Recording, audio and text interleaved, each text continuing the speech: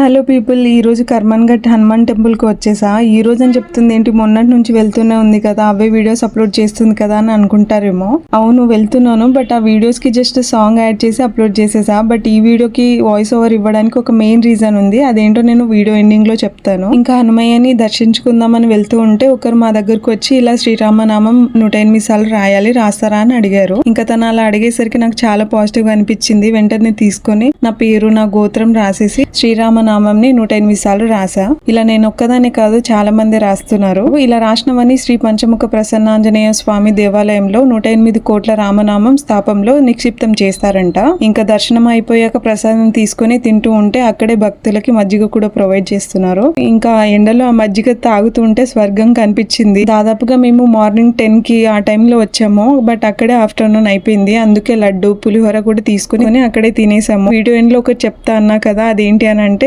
మన వీడియోస్ చూస్తారంట, గుర్తుపట్టి మరీ వచ్చి మాట్లాడిచ్చారు. నేనేమో షాక్ లోనే ఉన్నా. అంటే ఇప్పుడు అనుకోలేదు ఇంత పెద్ద సిటీలో మనల్ని గుర్తుపడతారు అని. ఆఫీస్ లో గుర్తుపట్టి మాట్లాడించినప్పుడే నేను షాక్ అయ్యేదాన్ని. ఇంకా బయట టెంపుల్లో కంప్లీట్ గా తెలియని వాళ్ళు మన వీడియోస్ చూసి గుర్తుపట్టడం అని అంటే నాకైతే చాలా హ్యాపీగా అనిపించింది.